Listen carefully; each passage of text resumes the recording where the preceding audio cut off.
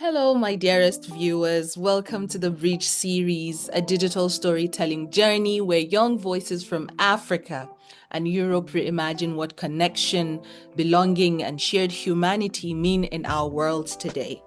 In this episode, Shared Humanity, we go beyond borders to explore how identity, migration, and memory shape the stories that we tell about each other and the bridges we dare to build. Joining me is someone who embodies the spirit of repair and reconciliation, Demirović, a Kosovo-Bosniak youth leader whose life and work reminds us that peace is not an abstract goal, but something we must practice daily across divides, from UN peacebuilding initiative in the Balkans to advocating for structural youth inclusion in global governance. Anis's journey shows us that our differences need not divide us. They can be a blueprint for our shared humanity. Thank you so much, Anis, for joining me on this episode of What Makes You Human special edition for the Bridge series. Thank you so much for joining us. Thank you very much, Miriam. It's a pleasure to be here. Thank you for your invitation. Thank you. So, Anis, before I start with my questions, I would love for you to tell our audience who you are, why you do the work that you do, and most impressive for me, just how old you are doing all of this incredible work that you're doing. My name is Demirović. I'm 19 years old. I'm currently a student and a peace activist from North Mitrovica, Kosovo. It's a small town located in northern Kosovo. Kosovo is a small country located in southeastern Europe in the Balkans region. And for many years, I've collaborated with the United Nations, with other international organizations and local NGOs, and working to promote inter-ethnic reconciliation and youth inclusion and advancing the United Nations Youth, Peace, and Security Agenda. And right now, momentarily, as I said, I'm a student studying political science and human rights. Thank you so much. That's so incredible. I have a feeling that you're going to be our president in the next few years, So I am I'm so excited. You're giving the Secretary General vibe and things like that. I am Thank you very much for excited. that. I am excited to see what the future brings. Thank you. Well, to add to that, I think that it's about time that we have a woman secretary general. So I think you're a better fit for that position than I am. No, no, no, no. I'm just gonna be in my corner right here. But Anas, you come from a region where identity has often been politicized and contested. How has growing up in the North, Mitrovica, shaped your understanding of belonging, and how do you think youth across continents can bring redefining identity beyond geography or ethnicity? Thank you very much for this question. And the experience, of growing up in North Mitrovica has taught me one thing, and that is that identity and belonging, they're just not boxes that you check. They're reflected in a series of the decisions that about who you are, what you carry, what you do, and what you open yourself up to. And throughout my work with the United Nations and the local actors from different ethnic communities, this only has solidified one belief that I have. And in this work, I found that what unites us doesn't necessarily have to rely on our shared past, but the shared purpose we have in our communities. And if we're speaking about how this would look like in practical terms, it could look like students from different ethnic backgrounds working together and designing a curriculum that is focused on building a civic identity instead of allowing children to be taught separate ethnic histories, diverging accounts of the same histories. Right. And in the online realm, on the other hand, that could look like an inter-community dialogue platform where identity is defined by the contributions to a common goal that we have, rather than simply, your ethnic or religious or national background. And when identity acts as a bridge, you'll see it as a bridge when, a Kosovo-Bosniak and a Kosovo Serb co-lead a youth organization, or when African and European migrants in digital forums, when they share their stories about displacement, and they even developed a community podcast, for instance. And I know that this can apply to a lot of places. And for instance, in schools, when your teachers and peers stop asking what you are and instead ask the question, what are we doing together and what are we making together? And throughout my work, I feel like I want to amplify and catalyze this sort of transformation and change. That is such a powerful answer, because I think it even like touches on the second question that I wanted to ask, but the examples that you have given really brings us to think about cooperation and how we can insist that cooperation doesn't fail, because we also see what happens when cooperation fails, and how important cultural diplomacy is in these spaces. And my next question was actually going to be, in school, as a student, how do you see identity becoming a bridge rather than a border? Because you gave an example of how we can create online spaces like shared podcast, but I want to touch on you being also like a student in school. How do you see that playing out? Well, for me personally, I believe that I also gave an example about students co-designing curricula in schools together.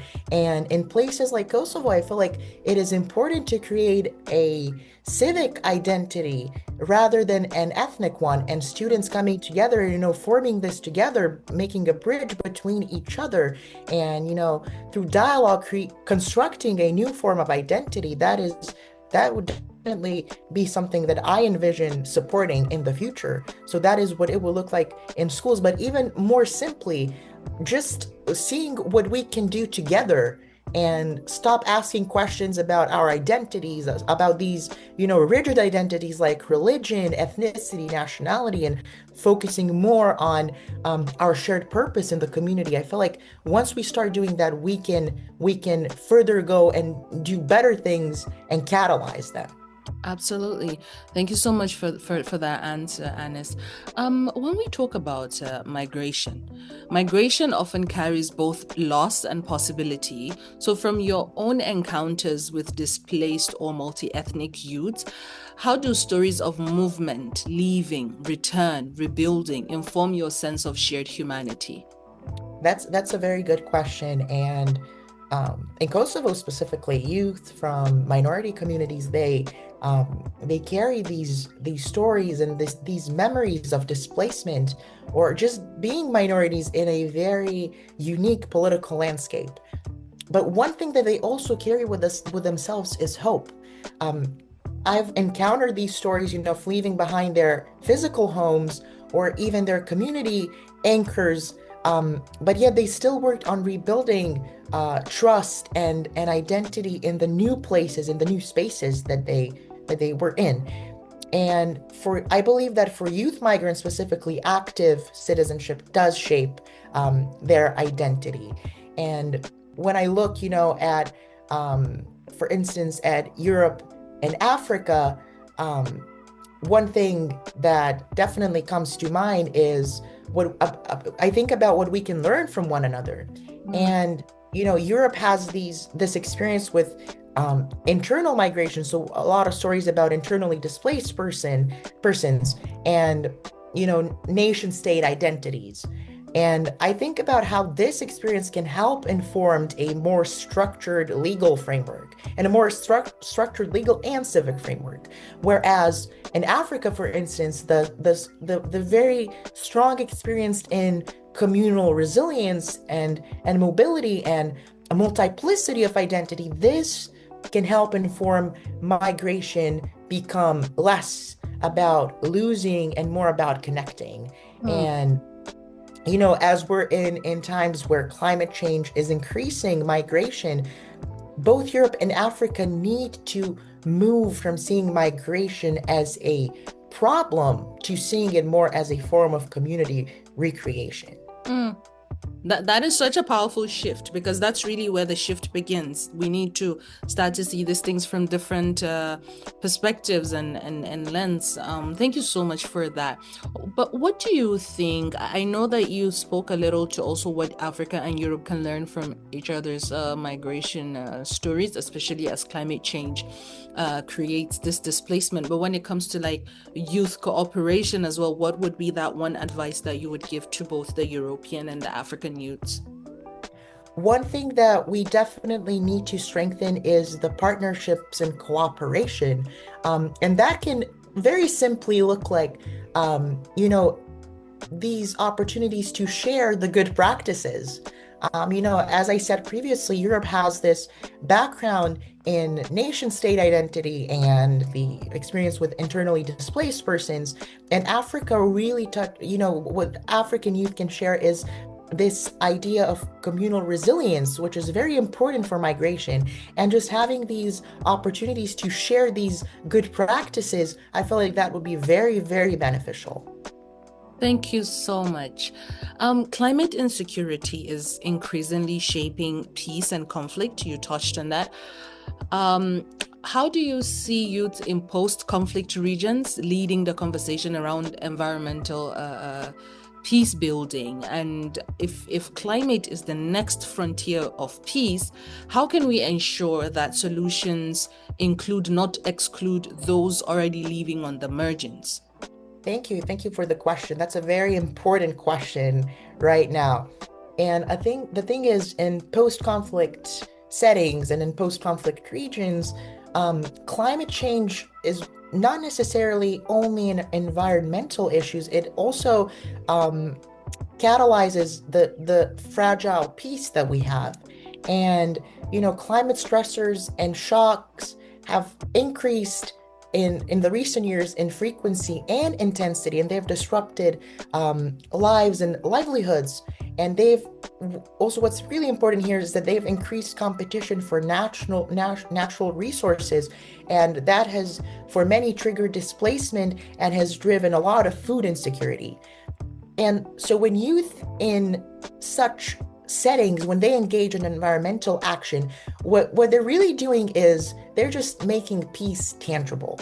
Hmm. They work across lines to restore land together. They reimagined these shared resources. And what is also very important is that youth are stepping into roles of mediation, and they're not simply remaining as the passive beneficiaries and recipients of international aid. But let's look at how that would look like in practice. Right. It could reflect as young people from previously divided ethnic or religious groups co-designing a tree planting or watershed restoration projects. And, using these projects as a starting point for dialogue on resource sharing and governance. And in cases of floods or droughts, when a flood or drought hits, youth networks mobilizing across communal and ethnic lines to provide aid and to act in response. And critically speaking, we must ensure that these are not local pilots, but these are the mechanisms that are integrated into policy. The climate and security agenda increasingly has been recognizing that youth, climate, peace, and security, all of these, they're interconnected, and that young people must not and should not be viewed only as victims, but as experts of agents and change. Right. And you said that we can treat climate as the next frontier of peace. Right. And if we are going to do that, we must build, mechanisms and pathways that give young people power to make decisions, to govern, to include youth in governance roles and also resources. And if we do not do that, what I fear we would be risking is replicating this exclusion of youth just in a green dress. So, in a green dress. So I think that I like to say this phrase, exclusion in a green dress.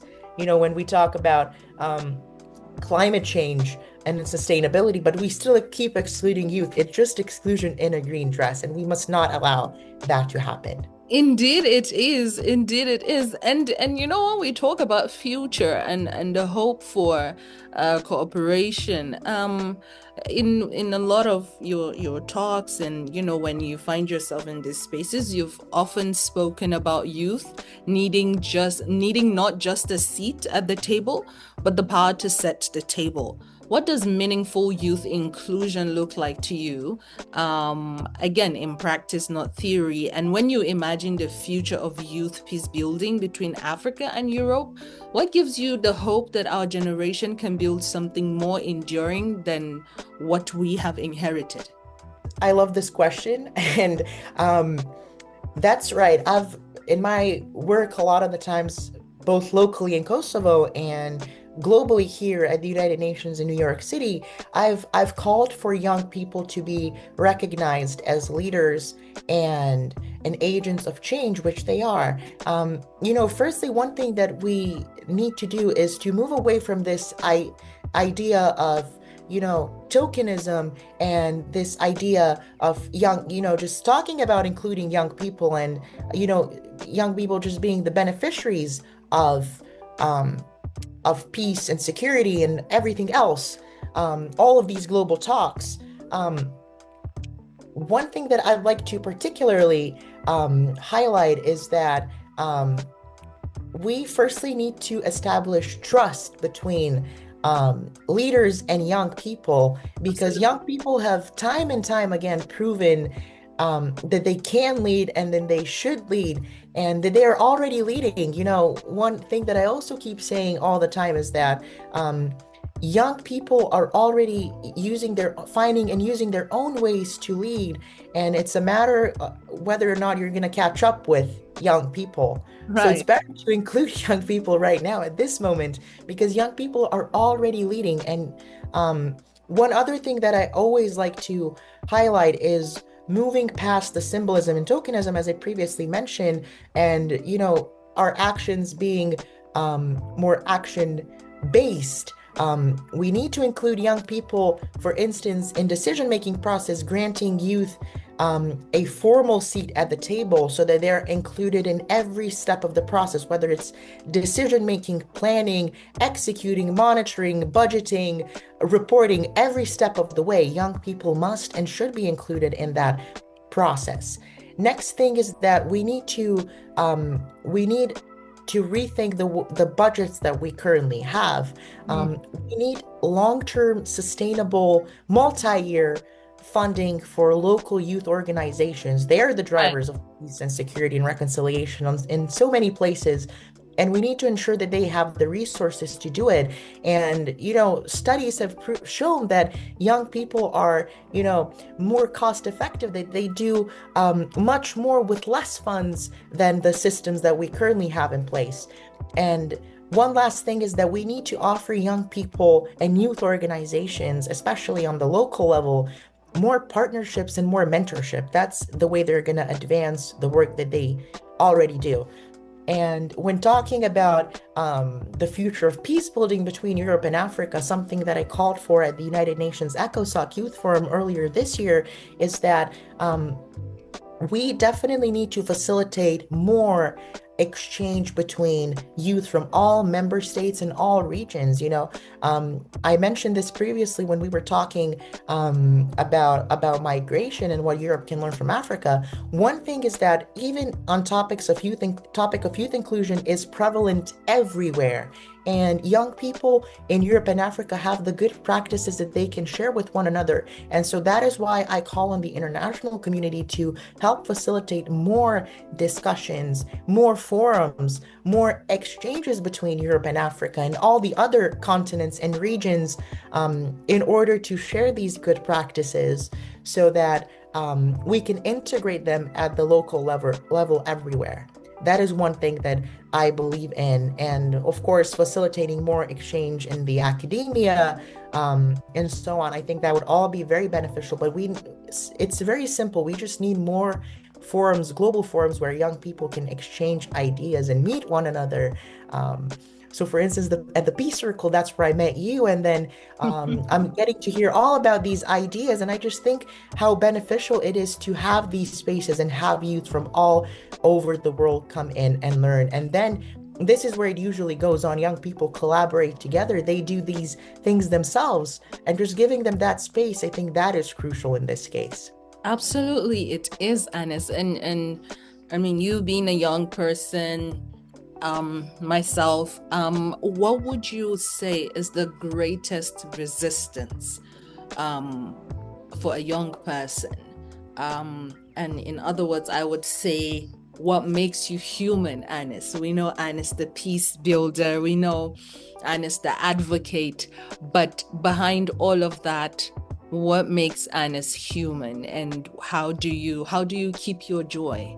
Because it's so crazy out there, right? As a young person, you start to almost forget your age because you're dealing with all this old people problem, which again would end up being our problem, right? And the world issues. But how do you keep your joy?